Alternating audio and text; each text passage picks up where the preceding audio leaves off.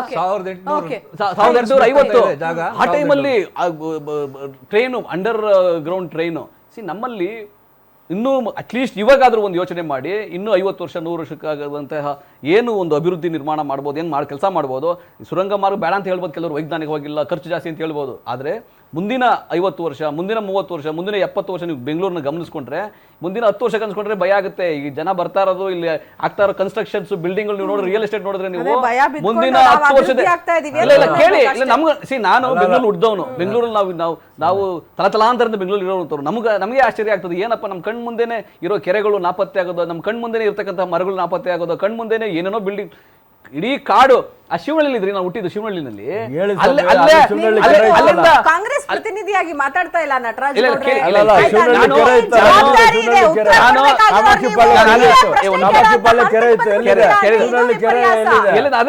ಸಾನೆಗೂರಿನಲ್ಲಿ ಕೆರೆ ಅಲ್ಲಿರೋದೇ ಬರ್ತಾ ಇದ್ದಾರೆ. 1950 ಕೆರೆ ಇರೋದು 200 ಕೆರೆ ಇದೆ. ನೀವೇನೇ ಹೇಳ್ಕೊಡ್ತಾ ಇದ್ದೀರಿ.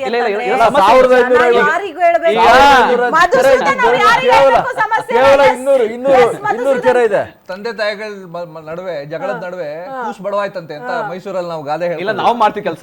ನಮ್ಗೆ ಅದಕ್ಕೆ ಡಿ ಕೆ ಶಿವಕುಮಾರ್ ಬೆಂಗಳೂರಿಗೆ ಎಂತಹ ಯೋಜನೆಗಳು ಬಡವಾಯ್ತು ಅಂತ ನಾವು ಮಾತಾಡಿದ್ರಲ್ಲಿ ಲಾಸ್ಟ್ ಅರ್ಧ ಮುಕ್ಕಾಲು ಗಂಟೆಯಿಂದ ಮಾತಾಡಿದ್ರಲ್ಲಿ ನಾವು ಏನು ಒಂದು ಮುಂದೆನೂ ಹೋಗಿಲ್ಲ ನಾವು. What is the solution? ನನಗನ್ಸೋ ಪ್ರಕಾರ ಸೊಲ್ಯೂಷನ್ನು ರಾಜಕಾರಣದಿಂದ ಮೇಲಿರಬೇಕು ಮೊದಲು. ಆಯ್ತಾ? ಮೊದಲು GST ಅಂತ ಮಾಡಿದ್ರು, ಎಲ್ಲ ಪಾರ್ಟಿಯವರು ಸೇರ್ಕೊಂಡು ಏನೇನೋ ಇನ್ಪುಟ್ಸ್ ಕೊಟ್ಟರು. ಅದು ಎಷ್ಟು ಮಟ್ಟಿಗೆ ಇದಾಯಿತು ಅದು ಬೇರೆ ವಿಚಾರ. ಆದರೆ ಆ ಥರ ಸರ್ಕಾರಗಳು ಒಟ್ಟಿಗೆ, ಅದೇ ಪಕ್ಷಗಳು ಒಟ್ಟಿಗೆ ಸೇರಿಕೊಂಡು ಏನಾದರೂ ಮಾಡಬೇಕು. ಅದಲ್ಲದೆ ನಾನು ಬನಶಂಕರಿಲಿ ವಾಸ ಮಾಡೋದು. ಬನಶಂಕರಿನಲ್ಲಿ ಅಕ್ಕಪಕ್ಕ ಜನಗಳನ್ನ ಸೇರಿಸ್ಕೊಂಡು ಇಲ್ಲಿ ಏನು ಸಮಸ್ಯೆ ಇದೆ, ಆ ಸಮಸ್ಯೆಗೆ ಏನಾದ್ರು ಒಂದು ಪರಿಹಾರ ಹುಡ್ಕೋಣ ಅಂತ ಪಬ್ಲಿಕ್ ಇದು ಏನೋ ಸರ್ಕಾರ ಒಟ್ಟಿಗೆ ಸೇರ್ಕೊಂಡು ಏನಾದ್ರು ಒಂದು ರೂಪಿಸ್ಬೇಕು. ಇನ್ನೂ ಇದೇ ತರ ಮಾತಾಡ್ತಾ ಇರ್ತೀವಿ. ಇನ್ನೂ 10 ವರ್ಷ ನಾನು ಮಾತಾಡ್ತಾ ಇರ್ಬೋದು, ಇನ್ನೊಂದು ನನ್ನ ಮಗ ಮಾತಾಡ್ತಾ ಇರ್ಬೋದು, 20 ವರ್ಷ ಆದ್ಮೇಲೆ ಹೀಗೆ ಮಾತಾಡ್ತಾ ಇರ್ತೀವಿ. ಆಮೇಲೆ ಇವಾಗ ಲಂಡನ್ ಅಲ್ಲಿ ಹೇಳಿದ್ರಿ ನೀವು, ಹ್ಯಾಮರ್ ಸ್ಮಿತ್ ಅಂತ ಸ್ಟೇಷನ್ ಇದೆ. ನಾನು ಲಂಡನ್ ಅಲ್ಲಿ ಸುಮಾರು ದಿವಸ ಇದ್ದೆ, 4 ವರ್ಷ ಅಷ್ಟು. ಅಲ್ಲಿ ಹ್ಯಾಮರ್ ಸ್ಮಿತ್ ಸ್ಟೇಷನ್ 1880ರಲ್ಲಿ ಮಾಡಿದ್ದದು. ಆಯ್ತಾ? ಅಂಡರ್ಗ್ರೌಂಡ್ ಸ್ಟೇಷನ್ ಅದು. ಆಯ್ತಾ? ಹಾಗೆ ನಾವು ಏನಾಗಿದೆ ಅಂದರೆ, ನಾವು ಒಂದೇ ಮಾತಾಡ್ಕೊಂಡು ಬರ್ತಾ ಇದ್ದೀವಿ. ನಾವು ಇಷ್ಟು ಡೆವಲಪ್ಮೆಂಟ್ ಎಕ್ಸ್ಪೆಕ್ಟ್ ಮಾಡಿರಲಿಲ್ಲ. 96ಅಲ್ಲಿ 60 ಲಕ್ಷ ಇದ್ವಿ, 1.2 crores ಆಗಿದ್ದೀವಿ. ಅದು ಇನ್ನು ಮುಂದೆ ಹೇಳೋಕ್ಕಾಗಲ್ಲ. We have seen it. 30 yearsಯಿಂದ ನೋಡ್ಕೊಂಡು ಬಂದಿದ್ದೀವಿ. We have to think ahead ನಾವು.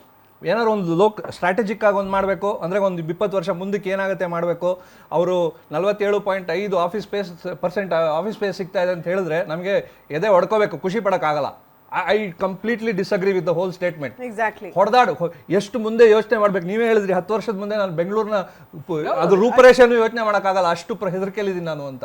ಇವತ್ತು ಬೆಳಗ್ಗೆ ಸ್ಟುಡಿಯೋ ಹೊರಡಕ್ಕೆ ಮುಂಚೆ ನಾನು ಕಾರ್ ತಗೊಂಡ್ ಬರಲ್ಲ, 2 wheeler ಬರಲ್ಲ, ಆಟೋಲ್ ಬರಲ್ಲ ಅಂತ ಹೋದ್. ಯಾಕಂದ್ರೆ ಮಳೆ ಬಂದು ಎಷ್ಟು ಪ್ರಾಬ್ಲಮ್ ಆಗುತ್ತೆ ಗೊತ್ತಿಲ್ಲ. KR ಮಾರ್ಕೆಟ್ ಅಲ್ಲಿ ಫುಲ್ ನೀರು ನಿಂತ್ಕೊಂಡಿದೆಯಂತೆ. ನನಗೆ ಹೆದರಿಕೆ ಆಗಿ ಕೊನೆಯಲ್ಲಿ ಆಟೋಲ್ ಬಂದೆ ನಾನು.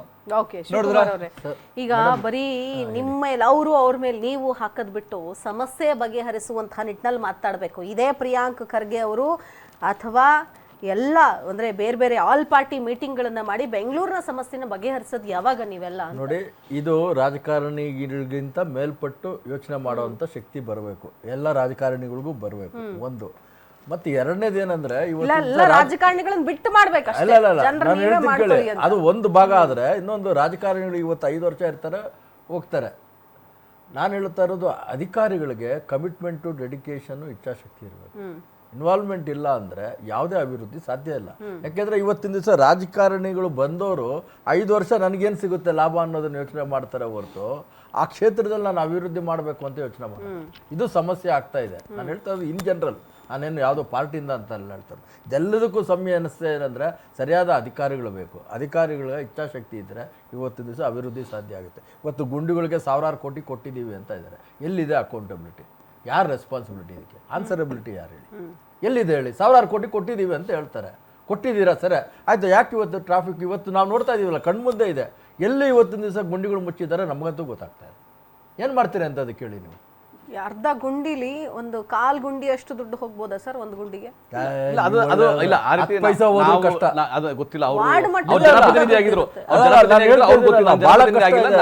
ನಂಬಿಕೆ ಏನಂದ್ರೆ ಅಧಿಕಾರಿ ವರ್ಗ ಇನ್ನೂ ಜಾಗ್ರತೆಯಿಂದ ಇನ್ನೂ ಚುರುಕಾಗಿ ಕೆಲಸ ಮಾಡಬೇಕು. ಸರ್ಕಾರ ಹಣ ಬಿಡುಗಡೆ ಮಾಡಿದೆ. ಇಲ್ಲಿ 28 ಶಾಸಕರಿದ್ದಾರೆ ಬೆಂಗಳೂರಿನಲ್ಲಿ. 28 ಶಾಸಕರು ಕೂಡ ಈಗ ಬಿಬಿಎಂಪಿ ಕಾರ್ಪೊರೇಟರ್ ಇಲ್ಲ, ಜನಪ್ರತಿನಿಧಿಗಳು ಇಲ್ಲ, ಕಾರ್ಪೊರೇಟರ್ ಇಲ್ಲ. ಅಟ್ಲೀಸ್ಟ್ ಇಲ್ಲ 28 ಶಾಸಕರು ಕೂಡ 3 ಜನ ಸಂಸದರಿದ್ದಾರೆ. 3 ಜನ ಸಂಸದರು ಕೂಡ ಇದು ನಮ್ಮ ಜಾಗ, ನಮ್ಮ ಮನೆಯ ಜಾಗ ಅಂತ ಹೇಳಿ ರಸ್ತೆ ಮೇಲೆ ನಿಂತು ಎಲ್ಲ ಅಧಿಕಾರಿಗಳನ್ನ ಕರೆಸಿ ರಸ್ತೆ ಹೊರಗಡೆ ಮಾಡ್ಬೇಕಿದೆ.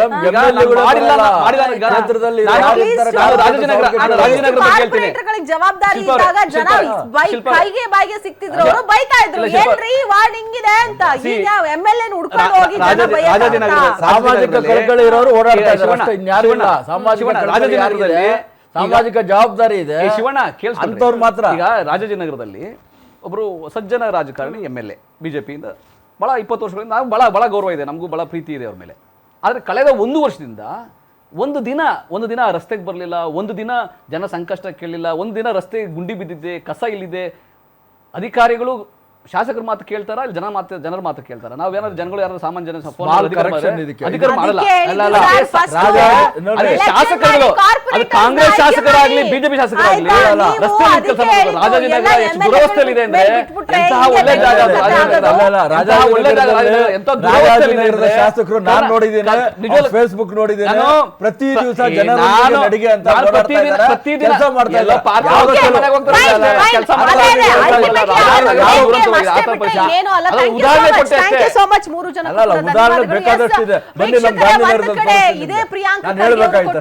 ಮಾತು ಏನಿದೆ ಇದು ಅಭಿವೃದ್ಧಿ ಸಂಕೇತನ, ಖಂಡಿತವಾಗ್ಲೂ ಇದು ಅಭಿವೃದ್ಧಿ ಸಂಕೇತ ಅಲ್ಲವೇ ಅಲ್ಲ. ನಾವೆಲ್ಲರೂ ಕೂಡ ಎಚ್ಚರಿಕೆಯನ್ನ ವಹಿಸುವಂತಹ ಸಂಕೇತ. ಬೆಂಗಳೂರು ಟ್ರಾಫಿಕ್ ಆಗ್ತಾ ಇದೆ, ಗುಂಡಿಮಯ ಆಗ್ತಾ ಇದೆ ಅಂತಂದ್ರೆ ನಾವೇ ಎಚ್ಚೆತ್ಕೊಳ್ಬೇಕು. ರಾಜಕಾರಣಿಗಳಲ್ಲ, ಅವ್ರು ಆರಾಮಾಗಿ ಘಡತ್ತಕ್ಕೆ ನಿದ್ದೆ ಮಾಡ್ತಿರ್ತಾರೆ ಹೊರತು ಬೇರೆ ಇನ್ನೇನು ಮಾಡೋದಕ್ಕೆ ಸಾಧ್ಯ ಇಲ್ಲ. ಇಲ್ಲ ಅಂದ್ರೆ ಬಂದು ಅಲ್ಲೊಂದು ಇಲ್ಲೊಂದು ಇಂತಹ ಹೇಳಿಕೆಗಳನ್ನ ಕೊಟ್ಬಿಟ್ಟು ಜನರನ್ನ ದಿಕ್ಕು ತಪ್ಪಿಸುವಂತ ಕೆಲಸ ಮಾಡ್ತಾರೆ. 1 ಕಿಲೋಮೀಟರ್ ಟ್ರಾಫಿಕ್ ಇದೆಯಾ, ಅಭಿವೃದ್ಧಿ ಆಗ್ತಾ ಇದೀವಿ, ನಾವು ಆರಾಮಾಗಿ ಇರೋಣ, ಸ್ವಲ್ಪ ಒಂದು 1 ಅವರ್ ಲೇಟ್ ಆಗೋದ್ರೂ ಪರವಾಗಿಲ್ಲ ಅನ್ನುವಂತಹ ಮನಸ್ಥಿತಿ ನಾವು ತಂದುಕೊಳ್ಬೇಕು ಅನ್ನುವಂಥ ನಿಟ್ಟಿನಲ್ಲಿ ಪ್ರಿಪೇರ್ ಮಾಡ್ತಾ ಇದ್ದಾರಾ ಅಂತ ಅನ್ನಿಸ್ತಾ ಇದೆ. ದಯಮಾಡಿ ಈ ಸಮಸ್ಯೆಗೆ ಎಲ್ಲಾ ಪಕ್ಷದವರು ಸೇರಿ ಒಂದು ನಿರ್ಧಾರಕ್ಕೆ ಬಂದು ಸಮಸ್ಯೆನ ಬಗೆಹರಿಸಬೇಕು. ಇಲ್ಲ ಅಂದ್ರೆ ಇನ್ನೂ 5 ವರ್ಷ 10 ವರ್ಷಕ್ಕೆ ಇನ್ನಷ್ಟು ಉಲ್ಬಣ ಆಗಿ ಅವಾಗ ಎಲ್ಲಾ ಸಮಸ್ಯೆಗಳಿದೆ ಅಂದ್ರೆ ನಾವು ಉದ್ಧಾರ ಆಗ್ತಾ ಇದೀವಿ, ಅಭಿವೃದ್ಧಿ ಆಗ್ತಾ ಇದೀವಿ ಅಂತ ಕಣ್ಮುಚ್ಕೊಂಡು ಕೂತ್ಕೋಬೇಕು ಅಷ್ಟೇ, ಹಂಗ್ ಮಾಡ್ಬಿಡ್ತಾರೆ ಅಂತ ಹೇಳ್ತಾ ಇರ್ತೀನಿ. ಚರ್ಚೆ ಮುಗಿಸ್ತಾ ಇದ್ದೀನಿ.